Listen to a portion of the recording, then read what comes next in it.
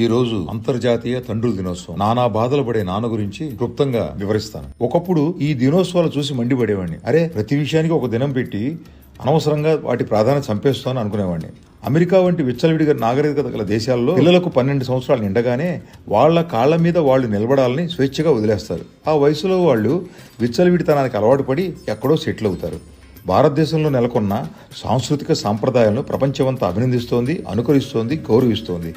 భారతీయ సంస్కృతి చూసి అమ్మతో గడపాలని, నాన్నతో గడపాలని, కుటుంబం అంతా ఒకరోజైనా కలిసి ఉండాలని భావించే తల్లుల దినోత్సవాలు, తండ్రుల దినోత్సవాలు ఉండాలని విదేశీయులే వాటిని ఏర్పరిచారు.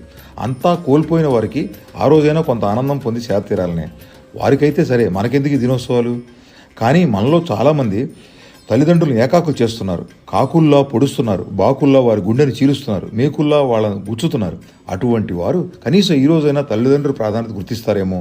అందరూ మాతృమూర్తిని గౌరవిస్తారు, ఆరాధిస్తారు, మంచిదే. కానీ తండ్రిని ఎందుకు తోలనాడతారు? బిడ్డ పుట్టే ముందు, పుట్టిన తర్వాత తండ్రి పడే కష్టం గుర్తింపుకు నోచుకోదు. అమ్మా నాన్న ఇద్దరు సమానమే. అమ్మే గొప్పదంటే నేను ఒప్పుకోను. ఎందుకంటే తల్లి ప్రేమ, తండ్రి బాధ్యత, ఈ రెండు పట్టాలపైనే కుటుంబ రైలు సక్రమంగా నడుస్తుంది. ఎవరో ఒకరు మాత్రమే గొప్పవారంటే సరికాదు.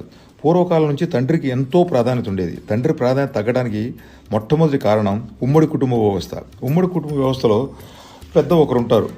వారి వయసు ఎంత పెద్దదైనా ఆయన మాటే ఇంట్లో శిరోధార్యం. ఉమ్మడి కుటుంబాలు ఛిద్రమైనాక మగవారికి మాట చెల్లుబాటు తగ్గింది. రెండో కారణం, మా పెద్దలు మాకివ్వని సుఖాన్ని మా పిల్లలకు ఇవ్వాలని తాపత్రయంలో అనవసరమైన ఆర్భాటం చేసి పిల్లలను సోమరులుగాను, విలాసవంతులుగాను, సంస్కారహీనులుగాను మారుస్తున్నారు. ఇప్పుడు వస్తున్న సినిమాలు కూడా తండ్రిని జోకర్గా చూపిస్తున్నారు. నీచమైన హాస్యం కోసం ప్రచార సాధనాలు, సినిమాలు ఇవన్నీ నాన్న ప్రాధాన్యతను గణనీయంగా తగ్గించాయి. 4-5 దశాబ్దాల క్రితం వచ్చిన ధర్మదాత సినిమాలో ఓ నాన్న నీ మనసే వెన్న అన్న పాట మినహా తండ్రిని కీర్తించే పాటలేవి? కడుపులో కష్టాన్ని, గుండెల్లో కన్నీళ్లను, చేతుల్లో కాఠిన్యాన్ని, కళ్ళల్లో ప్రేమను, నడకలో బాధ్యతను, ప్రవర్తనలో గంభీరతను నింపుకున్న నాన్న అమ్మ కంటే ఎందుకు గొప్పవాడు కాదు? తల్లి మాట విన్న కొడుకు విజయుడవుతాడు. కానీ నాన్న మాట విన్న శ్రీరామచంద్రుడు లోకానికి ఆదర్శమైనాడు కదా. అమ్మా నాన్న మాటలు విన్న బిడ్డలు ప్రపంచానికి ఆదర్శీలవుతారేమో. నాన్నల ప్రాధాన్యత పెరగాలంటే ఉమ్మడి కుటుంబ వ్యవస్థలు మళ్లీ రావాలి. మీడియా నాన్నల గొప్పతనాన్ని చాటాలి. రచయితలు, కవులు ఈ దిశగా తమ రచనా వ్యాసంగాన్ని కొనసాగించాలి.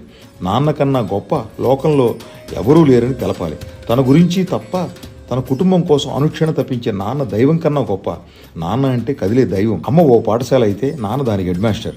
నాన్న ఓ కర్తవ్యం, నాన్న ఓ సైనికుడు, నాన్న ఓ సముద్రం, నాన్న వెలుగునిచ్చే సూర్యుడు, నాన్న కురిసే వెన్నెల. నాన్న మనసు అమ్మ మనసు కన్నా మెత్తన.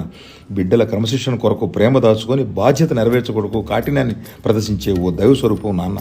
ఎందుకో నాన్నను విలనగానే అందరూ భావిస్తారు. భగవంతుడు మనసు మార్చుకొని ఆ గర్భసంచి నాన్నలకిస్తే కనటానికి ఏమాత్రం వెనకారాడు. అది నాన్నంటే. అమ్మ ప్రేమలో ప్రేమ మాత్రం ఉంటుంది. ఆ అమ్మ తనాన్ని నింపుకున్న నాన్న ప్రేమలో బాధ్యత కూడా ఉంటుంది. నాన్న అర్థమైతే జీవితం ధన్యమైనట్లే. జిందాబాద్ నాన్నలకి, జిందాబాద్.